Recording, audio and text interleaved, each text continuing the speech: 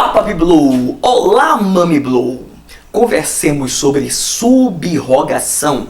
Subrogação, que como eu escrevo lá no meu livro e como alguns doutrinadores também escrevem em seus livros, é forma de extinção indireta da obrigação, ou seja, extinção de obrigação sem pagamento. Então, aqui ó, subrogação. A palavra subrogar quer dizer ficar no lugar de. Substituição.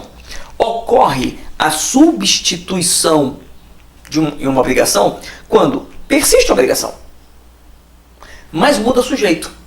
Então você aprendeu comigo no programa passado um negócio chamado novação subjetiva. Muda sujeito, mas mantém-se o objeto e cria-se de novo. Você aprendeu comigo no programa passado que na subrogação, de novo. Você aprendeu comigo que no programa passado existe algo chamado novação subjetiva. Na novação subjetiva, muda pessoas, mas também muda a dívida. Pode até ter o mesmo objeto, mas o nome já está dizendo novação. Novaram. Temos uma nova dívida. Agora, na subrogação, a dívida continua.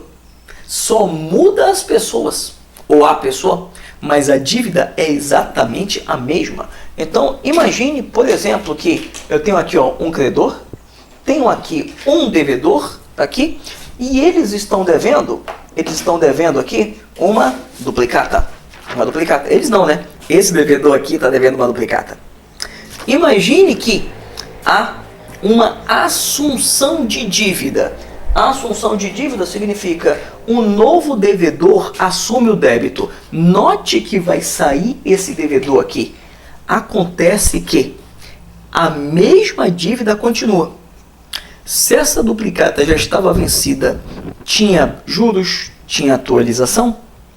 Se por algum contrato numa dívida tinha multa, do jeito que estava o objeto continua. Não é uma nova dívida como fica na novação. Apenas a mesma dívida trocou de sujeito. Então no meu exemplo aqui houve uma subrogação, olha, no polo ativo, mas pode acontecer uma cessão de crédito. Então esse credor aqui, ele vai ceder o crédito, o cedente, vai ceder o crédito para esse cessionário. Note que continua a mesma obrigação. Então se havia, por exemplo, R$11.500 de objeto, já com juros, multa, etc., continua sendo R$11.500, só que agora para esse novo credor. Então isso é o que nós chamamos de subrogação. Lembra daquele dia de prova? Naquele dia de prova na faculdade, que veio um monte de gente que nunca veio, aparece lá no dia da prova, aí você chega e tem alguém sentado na tua carteira. Tem alguém sentado no teu lugar? Parabéns, você foi subrogado, ou seja, alguém está no teu lugar. Disse que houve uma subrogação no teu lugar. Então isso é o que nós chamamos de subrogação. Vamos às regras da subrogação.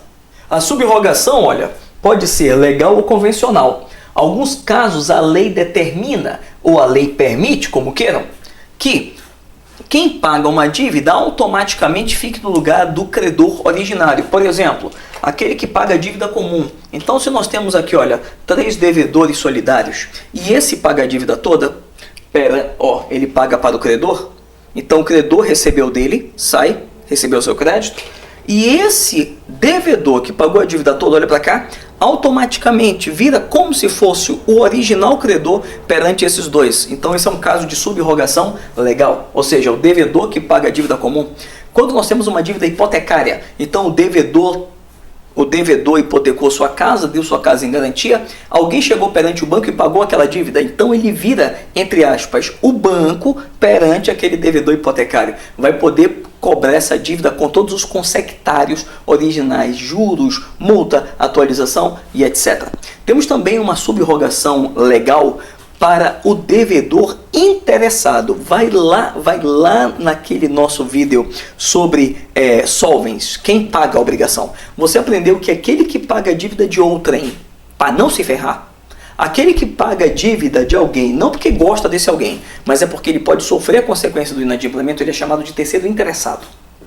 E esse terceiro interessado que paga a dívida de alguém para não sofrer consequência, a lei permite que ele se subrogue na condição de credor original, vai poder cobrar aquele devedor de quem ele pagou por quem ele pagou a dívida, vai poder cobrar igual como se o credor original fosse.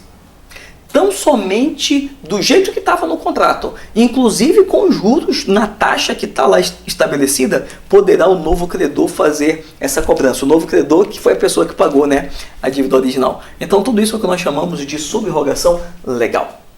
Mas nada impede que por acordo, subrrogação convencional, esse devedor aqui, esse cara aqui chegue com ele e fala: olha, eu posso pagar a tua dívida e depois te cobrar como se fosse o credor? Sim, você pode. Pronto. Então esse cara aqui, que acabou de pagar a dívida, pagou a dívida, credor saiu fora, já recebeu o crédito dele. Esse aqui passa a ser, entre aspas, o novo credor, igual como se fosse aquele que saiu perante esse devedor original. Tá vendo aqui, ó? Sim, ele virou credor agora, porque ele pagou a dívida dele, então ele se subroga como se fosse assim, tá aqui como se o credor original virasse um espírito, que nem Ghost, e agora ele pode cobrar o devedor original. Isso aqui, ó, quando é por acordo, nós chamamos de subrrogação convencional. Agora, a subrrogação, ela pode ser total ou parcial. Então veja, se tem essa pessoa devendo R$1.000 para esse credor, nada impede, olha, que uma nova pessoa aqui pague metade da dívida. Ele chega lá com o credor e fala: olha, quanto o João está te devendo? R$1.000? Então eu vou te pagar quinhentão, beleza? Beleza. Ele paga quinhentão e esse cara aqui, esse devedor agora, está devendo a 2 credores. Ao credor original, que está aqui, e ao credor subrogado, tá vendo aqui? Que pagou metade da dívida dele. E a lei fala o seguinte: esse devedor original só deve para esse credor subrogado exatamente a quantia que pagou. Não vai dever 1.000, só vai dever 500 com os respectivos juros, atualizações, etc.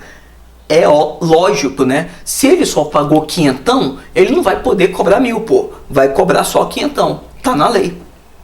E a lei ainda fala o seguinte: se esse cara aqui não tiver dinheiro para pagar os 2, quem tem preferência é esse aqui, é o credor original da dívida, é que tem a preferência. Então, se o imóvel dele vai ser leiloado, se haverá uma excursão, com 2 S, uma excursão da garantia, se vai haver um leilão, uma asta pública, o produto do dinheiro primeiro vai pagar o credor original e só depois é que vai pagar aquele credor subrogado. E essas regras aqui a gente lê lá na subrrogação legal.